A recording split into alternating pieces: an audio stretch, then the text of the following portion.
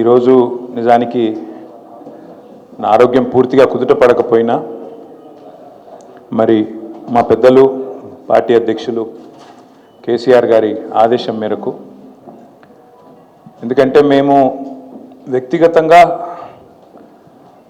ఎన్ని దూషణలైనా పడతాము, ఎన్ని తిట్లైనా తింటాము, ఎన్ని అవమానాలైనా సహిస్తాం. కానీ గత సంవత్సరన్నర కాలంగా మమ్మల్ని నోటికొచ్చిన బూతులు మాట్లాడినా, నోటికొచ్చిన పద్ధతిలో దూషించిన, చివరికి మా నాయకుడి చావును కోరుకుంటూ నికృష్టపు రోత మాటలు మాట్లాడినా మేము భరించుకున్నాం, సహించుకున్నాం, కోపాన్ని తమాయించుకున్నాం, పంటి బిగున బరాయించుకుంటూ వస్తున్నాం.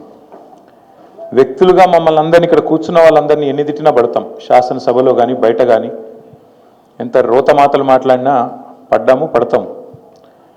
కానీ వేల మంది త్యాగాలతో, దశాబ్దాల పోరాటాల ఫలితంగా, అందులో ముఖ్యంగా ఏ రాజకీయ పార్టీ అందులో లేని నాడు,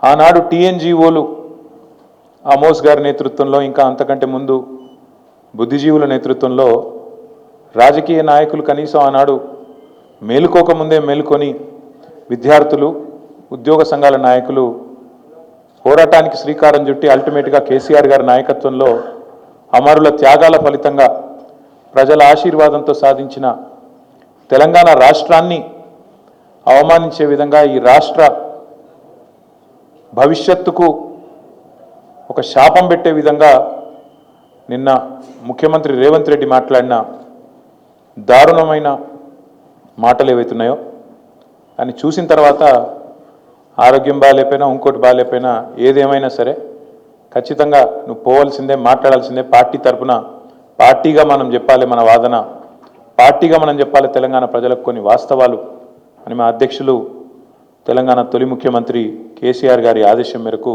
ఇవాళ మనందరం ఇక్కడ కూర్చుని ఉన్నాం.